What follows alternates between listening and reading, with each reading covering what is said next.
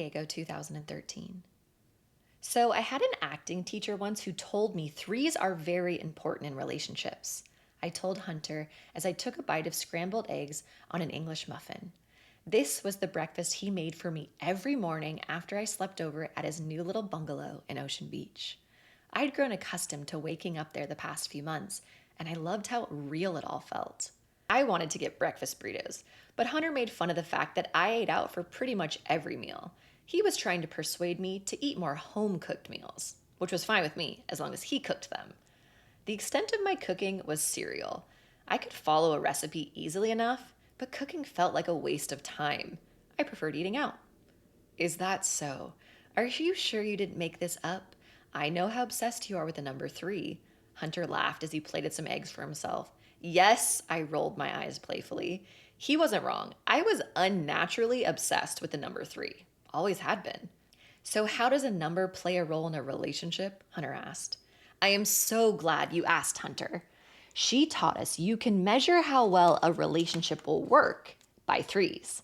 By the third date, you know if you like them. By the third month, you know if you love them. And by the third year, you know if they're the one.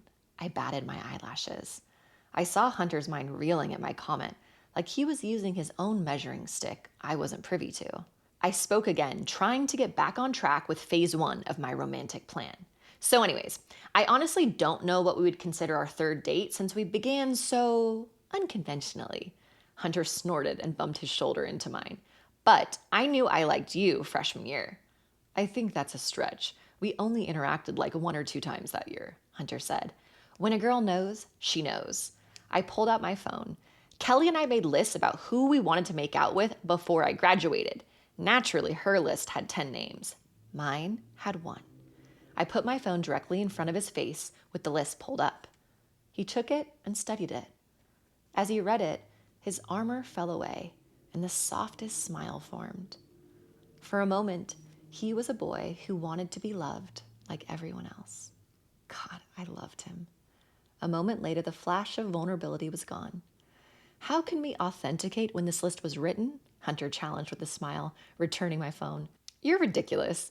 I took my phone and put my dish in the sink. And we already know that you loved me before we were even dating. Couldn't keep your hands off of me if I remember correctly. That part I can attest to, Hunter said, pulling me into his lap. I swatted him away, unable to resist blushing at how much he still gave me butterflies.